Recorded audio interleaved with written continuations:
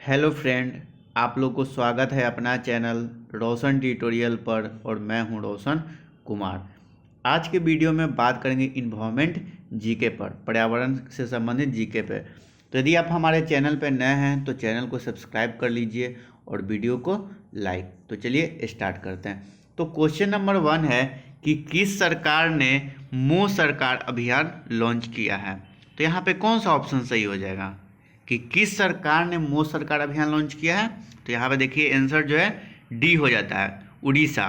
तो उड़ीसा की सरकार जो है मोदी सरकार अभियान लॉन्च किया है। इसका नोट्स देख लीजिए कि उड़ीसा के मुख्यमंत्री जो है नवीन पटनायक ने गांधी जयंती के अवसर पर मोदी सरकार अभियान लॉन्च किया। इस अभियान के तहत लोगों को उत्तम सरकारी सेवा दी जाएगी। इस अभियान के तहत सरकारी दफ्तरों में काम करवाने के लिए आने वाले लोगों से फीडबैक ली जाएगी। फीडबैक के आधार पर सरकारी कर्मचारियों को रैंकिंग दी जाएगी। तो यहाँ से बहुत सारा क्वेश्चन निकलता है कि उड़ीसा के मुख्यमंत्री कौन है, तो नवीन पटनायक है। ये जो मोदी सरकार अभियान जो है किसके जयंती पर, किस अवसर पर चालू किया गया, तो गांधी जयंती के अवसर पर है। ठीक है, तो याद रखना है कि उड़ीसा के मुख्यमंत्री कौन है, तो नवीन पटनायक है। और ये मोदी सरकार अभियान जो है गांधी जयंती के अवसर पर ये लॉन्च किया गया है। ठीक है। सेकंड क्वेश्चन है कि निम्नलिखित बहुपक्षीय सम्मेलन में से कौन सा अस्थायी कार्बनिक प्रदूषक से मानव स्वास्थ्य और पर्यावरण की रक्षा करने के लिए है। निम्नलिखित बहुपक्षीय सम्मेलन में से कौन सा अस्थायी कार्बनिक प्रदूषक से मानव स्वास्थ्य और पर्यावरण की रक्षा करने के लिए है। तो यहाँ पे कौन सा ऑप्शन सही हो जाएगा, तो यहाँ पे जो है राइट ऑप्शन बी हो जाता है, स्टॉकहोम सम्मेलन। ठीक है, तो निम्नलिखित बहुपक्षीय सम्मेलन में से कौन सा अस्थायी कार्बनिक प्रदूषक जो है से मानव स्वास्थ्य और पर्यावरण की रक्षा करने के लिए, तो स्टॉकहोम सम्मेलन जो हुआ था वो क्या हुआ था कि कार्बनिक प्रदूषक से मानव स्वास्थ्य और पर्यावरण की रक्षा करने के लिए हुआ था। क्वेश्चन नंबर 3 है कि मोट्रिक्स रिकॉर्ड किसका रजिस्टर है। जो मोट्रिक्स रिकॉर्ड है वो किसका रजिस्टर है, तो यहाँ पे कौन सा ऑप्शन सही हो जाएगा कि मोट्रिक्स रिकॉर्ड जो है किसका रजिस्टर है। तो यहाँ पे जो राइट ऑप्शन हो जाता है वो सी हो जाता है कि मानव जनित गतिविधियों के तहत खतरे में जलीय स्थान। तो यहाँ पे कौन सा ऑप्शन सही हो गया, सी, कि मोट्रिक्स रिकॉर्ड जो है वो किसका रजिस्टर है, तो मानव जनित गतिविधियों के तहत खतरे में जलीय स्थान।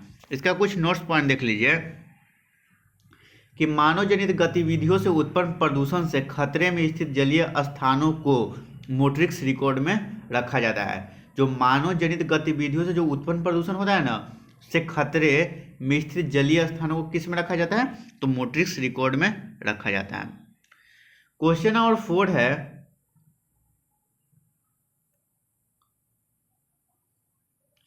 कि वन्य जीव संरक्षण के क्षेत्र में अदम्य साहस दिखाने वाले को कौन सा पुरस्कार दिया जाता है। वन्य जीव के संरक्षण के क्षेत्र में अदम्य साहस दिखाने वाले को कौन सा पुरस्कार दिया जाता है, तो यहाँ पे कौन सा ऑप्शन सही हो जाएगा। ये क्वेश्चन बहुत लोगों को पता भी होगा कि इसका राइट ऑप्शन कौन सा है। ठीक है, तो यहाँ पे जो राइट ऑप्शन है वो सी हो जाता है, अमृता देवी बिश्नोई पुरस्कार। तो वन्य जीव संरक्षण के क्षेत्र में अदम्य साहस दिखाने वाले को कौन सा पुरस्कार दिया जाता है, तो अमृता देवी बिश्नोई पुरस्कार।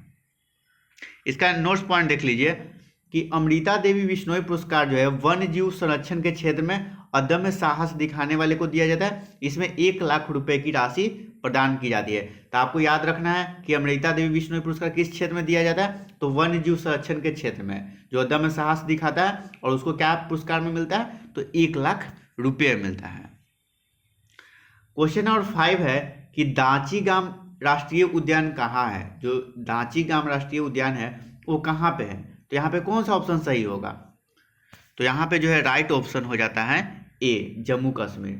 तो दांचीगाम राष्ट्रीय उद्यान जो है वो जम्मू कश्मीर में है। इसका नोट्स पॉइंट है कि दांचीगाम राष्ट्रीय उद्यान जो है जम्मू कश्मीर में श्रीनगर से 22 किलोमीटर दूर है। इसका मुख्य जानवर जो है बारहसिंगा है। तो आपको कहीं पूछ दिया गया कि दांचीगाम राष्ट्रीय उद्यान जो किस जानवर के लिए प्रसिद्ध है, तो वो जो है बारहसिंगा के लिए प्रसिद्ध है। और ये कहाँ पे है, तो जम्मू कश्मीर में है। क्वेश्चन नंबर 6 है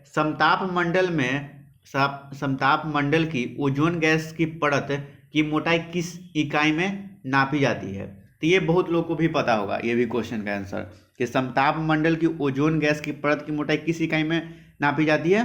तो यहाँ पे जो राइट ऑप्शन है वो बी हो जाता है कि डॉप्सन इकाई। ठीक है, तो समताप मंडल की ओजोन गैस की परत की मोटाई किस इकाई में नापी जाती है? तो डॉप्सन इकाई में। क्यों डॉप्सन इकाई में ही नापी जाता है? तो इसका देखिए कि ओजोन परत की खोज जो है 1913 में फ्रेंच वैज्ञानिक चार्ल्स फर्बे और हेनरी बिसो ने की। इसके गुणों का अध्ययन वैज्ञानिक जीएमबी डॉप्सन ने किया। उन्होंने इसकी मोटाई नापने के लिए स्पेक्ट्रोफोटोमीटर विकसित किया। उन्हीं के नाम पर ओजोन परत की मोटाई डॉप्सन इकाई में नापी जाती है। तो आपको अब याद रहेगा कि समताप मंडल की जो ओजोन गैस की परत है उसकी मोटाई किस में मापी जाती है? तो डॉप्सन इकाई में। क्वेश्चन नंबर 7 है, कार्बन डाइऑक्साइड के उत्सर्जक देशों की सूची किस स्रोत से कार्बन डाइऑक्साइड उत्सर्जन पर आधारित होती है? तो जो कार्बन डाइऑक्साइड के उत्सर्जक देशों की सूची किस स्रोत से कार्बन डाइऑक्साइड उत्सर्जन पर आधारित होता है? तो यहाँ पे कौन सा ऑप्शन सही होगा? तो यहाँ पे देखिए कि कौन सा ऑप्शन सही होगा।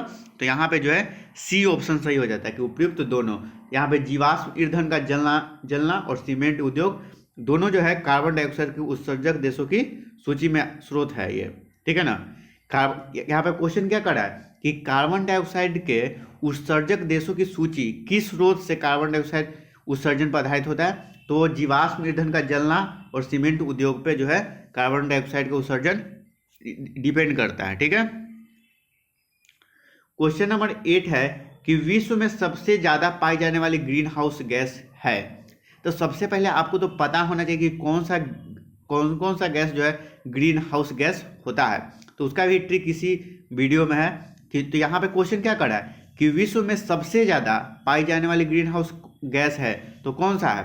तो इसका राइट ऑप्शन जो है बी हो जाता है, जल वाष्प। तो विश्व में सबसे ज्यादा पाई जाने वाली ग्रीन हाउस गैस जो है वो जल वाष्प है।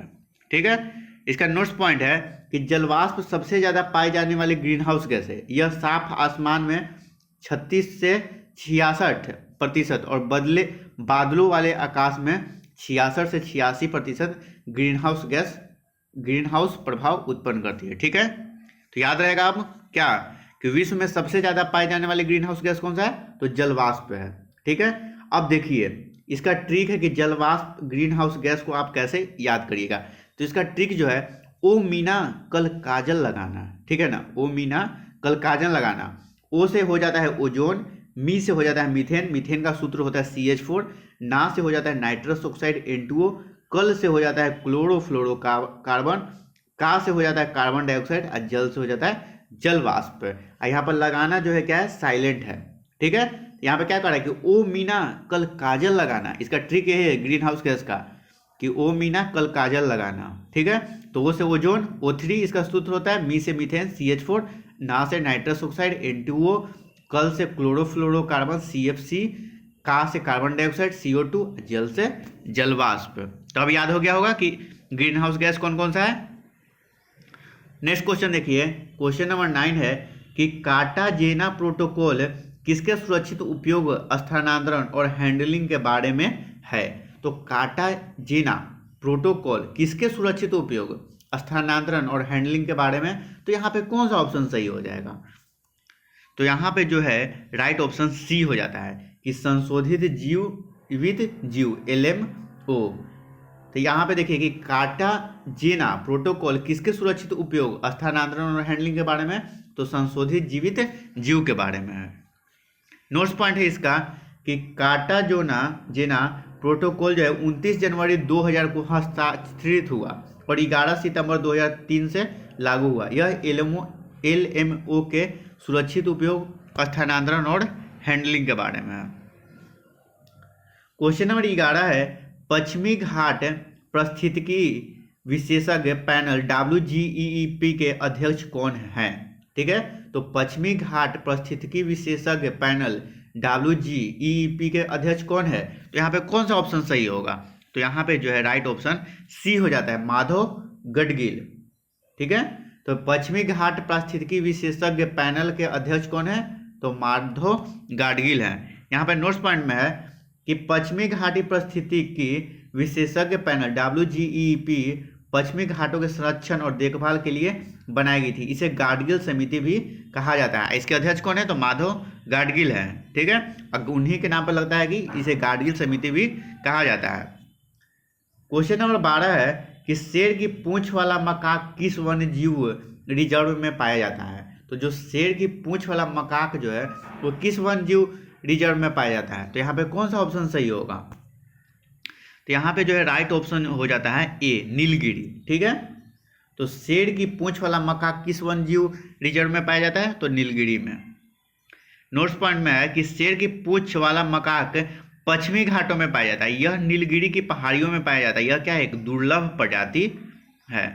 क्वेश्चन नंबर 13 है कि भारतीय जलीय निकायों में एक परेशानी घास के रूप में प्रदूषण निकलने के लिए एक जलीय पौधे को अमेरिका से पेश किया गया। इसका क्या नाम है?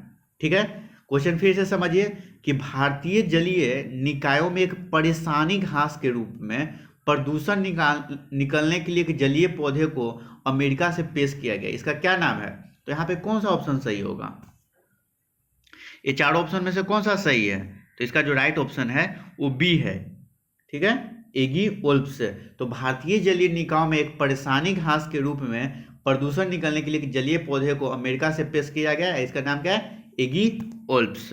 ठीक है, यहाँ पर देखिए जलकुंभी दक्षिण अमेरिका का एक पौधा है। जलकुंभी का एक दक्षिण अमेरिका का एक पौधा है। यह बहुत अधिक संख्या में बीज उत्पन्न करता है तथा इसके बीजों में अंकुरण की क्षमता जो है 30 वर्षों तक होती है। तो यदि अभी तक वीडियो को लाइक नहीं किए हैं तो लाइक कर लीजिए और चैनल को सब्सक्राइब।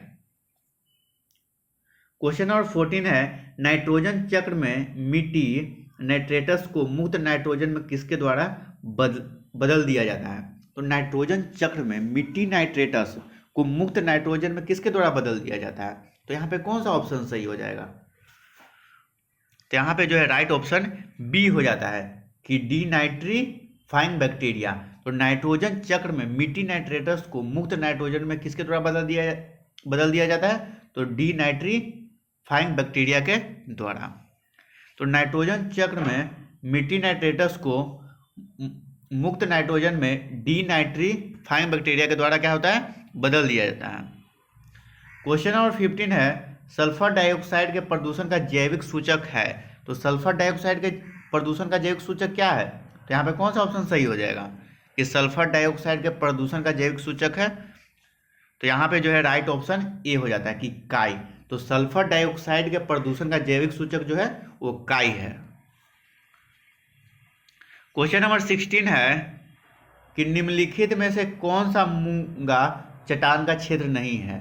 निम्नलिखित में से कौन सा जो है मूंगा चट्टान का क्षेत्र नहीं है? तो यहाँ पे कौन सा ऑप्शन सही होगा कि निम्नलिखित में से कौन सा जो है मूंगा चट्टान का क्षेत्र नहीं है? तो यहाँ पे क्वेश्चन क्या था कि निम्नलिखित में से कौन सा जो है मूंगा चट्टान का क्षेत्र नहीं है? तो कौन सा ऑप्शन सही है? तो यहाँ पे जो है राइट ऑप्शन बी हो जाता है कि खंबात की खाड़ी।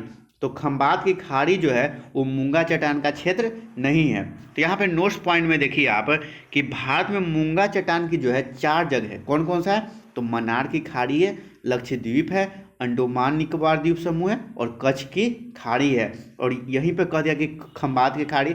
तो खाड़ी से याद नहीं रखना है, मन्नार की खाड़ी है, लक्षद्वीप है, अंडमान निकोबार द्वीप समूह है और कच्छ की खाड़ी जो है ये सब क्या है? भारत में मूंगा का क्या है? चट्टान का क्षेत्र है। निम्नलिखित में कौन सा मूंगा चट्टान का क्षेत्र है?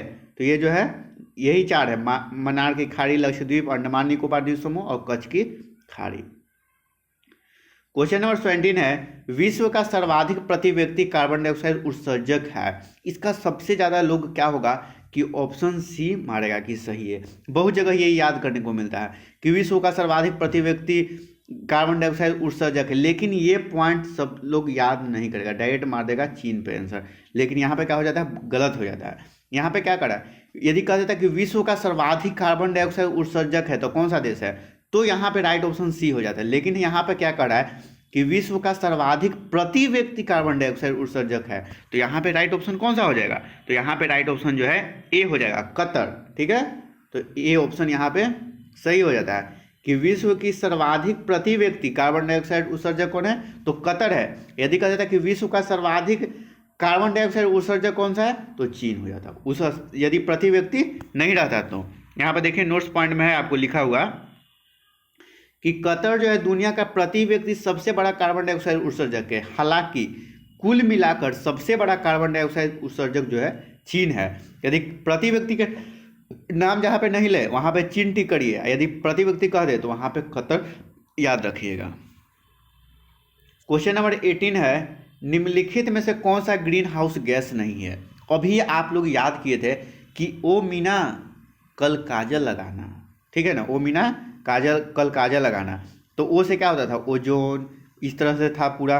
लेकिन यहाँ पे कौन सा देखिए कि जो नहीं है, यहाँ ओ से ओजोन, मी से मीथेन, ना से नाइट्रस ऑक्साइड, कल से क्लोरोफ्लोरोकार्बन, काजल, का से क्या होता है? कार्बन डाइऑक्साइड, और जल से जल वाष्प। लेकिन यहाँ पर देखिए क्या है ऑप्शन में? Carbon monoxide. यही क्या होता है? गलत होता है कि निम्नलिखित में कौन सा ग्रीन हाउस गैस नहीं है? तो कार्बन मोनोऑक्साइड जो है ग्रीन हाउस गैस नहीं है। बहुत लोग क्या करेगा, कार्बन डाइऑक्साइड याद है, यहाँ पर कार्बन मोनोऑक्साइड देखेगा भी नहीं और टिक मार देगा और गलत हो जाएगा। तो याद रखना है कि निम्नलिखित में से कौन सा ग्रीन हाउस गैस नहीं है? तो कार्बन मोनोऑक्साइड जो है ग्रीन हाउस गैस नहीं है। बाकी के methane, nitrous oxide, sulphur hexafluoride, ये सब क्या है? ग्रीन हाउस गैस है। यहाँ पर देखिए कार्बन डाइऑक्साइड जो है, कार्बन मोनोऑक्साइड एक बड़ा प्रदूषक है, लेकिन ये ग्रीन हाउस गैस नहीं है, ठीक है। क्वेश्चन नंबर 19 है, इकोलॉजी शब्द किसने प्रतिपादित किया? इकोलॉजी शब्द जो है किसने प्रतिपादित किया? तो यहाँ पे कौन सा ऑप्शन सही दिख रहा है आप लोग को? तो यहाँ पे जो राइट ऑप्शन जो हो जाता है वो डी हो जाता है, अर्नेस्ट हैकल। तो इकोलॉजी शब्द जो है किसने प्रतिपादित किया? तो अर्नेस्ट हैकल ने।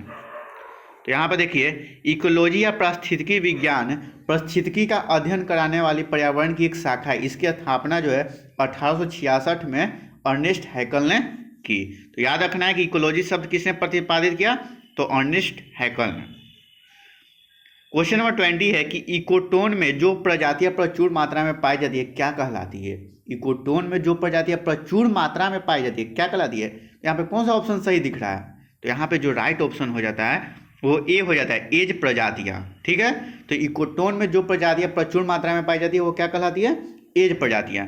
नोट्स पॉइंट में देखिए कि दो बायोम के मध्य का संक्रमणकालीन क्षेत्र इकोटोन कहलाता है। इकोटोन में प्रचुर मात्रा में पाई जाने वाली प्रजातियां एज प्रजातियां कहलाती है। तो यदि आप लोग को वीडियो अच्छा लगा तो वीडियो को लाइक करिए, चैनल को सब्सक्राइब करिए, अपने फ्रेंड में भी शेयर करिए।